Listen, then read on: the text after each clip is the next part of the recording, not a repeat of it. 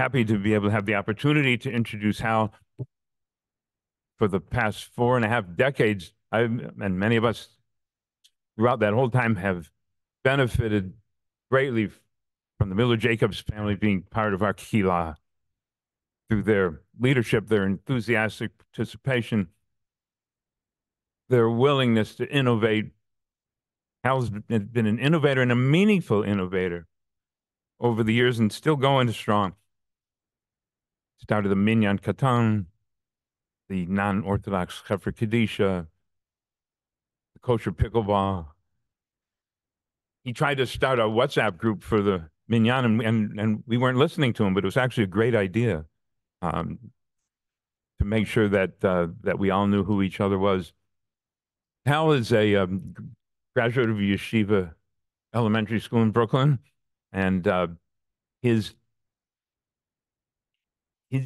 bibliodramas have brought the Tanakh to life for so many of us over the years. I could go on. It's just a privilege to be able to listen to your Torah, and no matter anytime that you have something to say, it's meaningful and radiant. Hal Miller, Jake.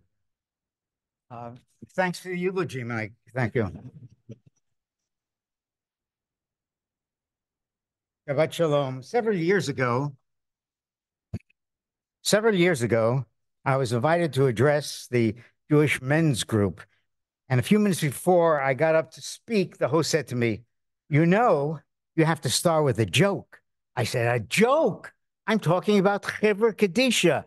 How does this fit in with the joke?" He says, I'm really sorry, but every speech here has to start with a joke. Otherwise, the guys all fall asleep within 3 minutes. You have to start with a joke. I did start with a joke, but I'm not going to tell you that joke now. Since I'm playing rabbi, I'm going to talk about a rabbi joke. A rabbi and a New York cab driver died in the same day. They both get to heaven. They're both invited in, and they say, "We're going to now show you where you're going to live." And they get in a vehicle, and they start driving, and the houses are getting very nice, nicer and nicer. And driver says to the cab driver at one house, "This is where you're going to live." Rabbi looks at that. "Whoa, this is where the cab is going to live. Whoa." And they continue on. And then the houses start getting smaller and shantier and whatnot. And they finally get to the shack. And the driver says to the rabbi, "This is where you're going to live." And he says, "No, you made a terrible mistake. I'm the rabbi. He's the cab driver." He says, "Yes, we know that. So how come he gets this beautiful mansion? I get this little shack?" The rabbi says, "Look, you got up to speak. Within 3 minutes, everybody was asleep. He put 1 foot on the gas pedal. Boy, did people start praying." The parsha of this week is Korach. The cliff notes on Korach is that there was a rebellion, as you know, led by Korach against Moshe and Aharon's leadership, challenging their authority and claiming the entire community is holy. An earthquake swallows them up. And a lot of other things happen, but that's basically what happened. So Korach dies, and he gets to heaven. And he's asked, "So Korach, what were you trying to do?" And Korach says, "I was trying to establish democracy. That's what I was trying to do. And democracy, some of the principles of democracy that I was trying to portray is consent of the governed, the rule of law, free and fair elections, accountability and transparency. You know, I had 250 men with me. These men were elected by their own communities to represent them.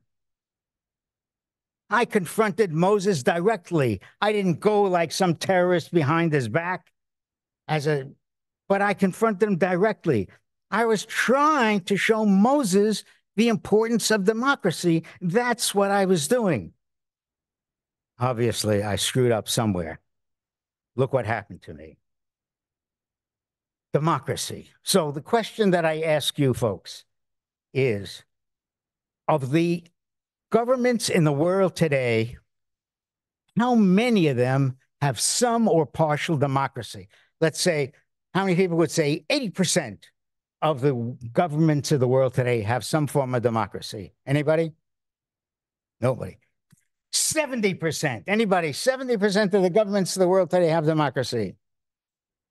60% democracy. Okay, well, we're getting there. It's actually less than 50%. 50% have some form of democracy. Now, what is the problem with democracy? What are the problems? Well, some of the problems that have been suggested is it's a tyranny of the majority. That's what it is. And an oppression of the minority. That's what happens in a lot of democracies. There's a lot of influence on money and special interests. We each get about 17 emails a day asking for money for one campaign or another because that's what they exist on. That's what they exist on. There's a lot of voter apathy and low participation that happens. And then there's corruption. Corruption, mismanagement, we all know. The classic example, of course, of the failure of democracy is the Weimar Republic in Germany in the 30s. After the Weimar Republic gave rise to Hitler.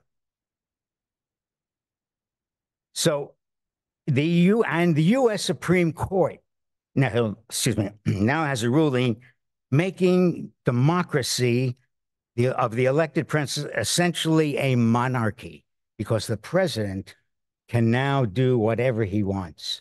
So this is what the democracy is. So although Korach was arguing for democracy, maybe democracy, as we like to think, is not exclusively the way to go. Korach actually was honored in Torah. The 10 of the Psalms were written by the sons of actual Korach. And the names of Korah and the name of Korach actually means two things. It means Kerach, which is ice, and you know ice has another form of water. So there's a little bit of play on words there with Korach's name. So what do we learn from Korach, or what can we learn from Korach? That we are motivated by two purposes.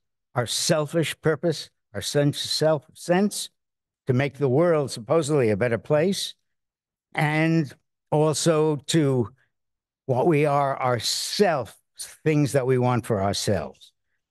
So personally speaking, I'm one for democracy.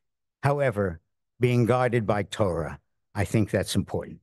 That is the way to go. As long as the guidance does not come from Haredim, an Israeli leader trying to stay out of jail, or some guy with yellow hair. Shabbat shalom.